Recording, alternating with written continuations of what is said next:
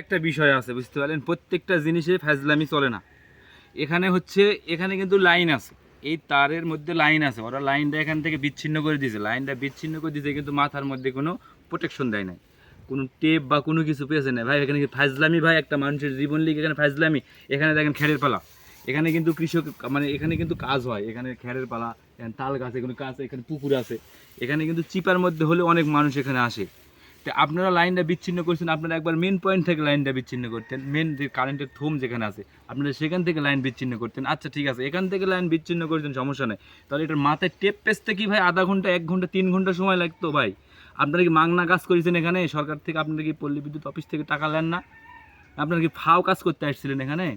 এখন এখানে যদি একটা মানুষ এখানে হাত দিলেই কিন্তু মানুষ মারা যাবে, এখানে যদি একটা মানুষ শর্ট খায় মারা যায়, আপনার পল্লী বিদ্যুৎ কি 10 টাকা দিবে?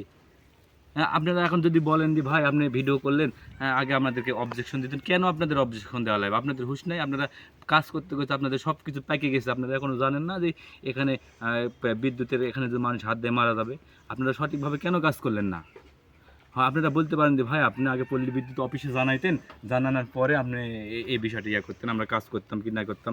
আপনাদের কিসের জন্য জানানো লাগবে? এটা স্যাম্পল একটা ব্যাপার, যেখান থেকে লাইনটা কাটে দিয়েছে তারপরে সুন্দর করে টেপ পেঁচে দিয়ে চলে যেত, অথবা উনি ওই থম থেকে বিচ্ছিন্ন করতো। আমি ভাই থমে কিন্তু লাইনটা কানেক্ট দেখছি, কানেক্ট দেখার পরে এসে ভিডিওটা করলাম।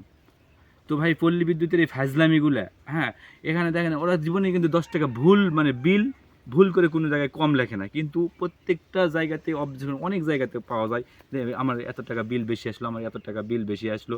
ভাই দেশের মধ্যেই পল্লী বিদ্যুৎ যা শুরু করেছে জানেন না ভাই, নিয়মের বাইরে এরা মনে করেন যে দুর্নীতির মতো শুরু করে দিয়েছে। কিন্তু এখানে আমরা তো সাধারণ জনগণ, সমস্যা নাই, সমস্যা নেই, 10 টাকায় তো বাড়িছে, 5 টাকায় তো বাড়িছে, সমস্যা নাই। এই সমস্যা নাই করতে করতে এমন একটা সমস্যায় পড়বো আমরা একদিন, সেদিন বুঝবো যে কাকে কি বলে।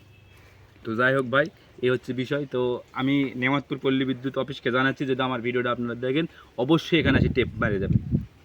তো সবাই ভালো থাকবেন, আসসালামু আলাইকুম।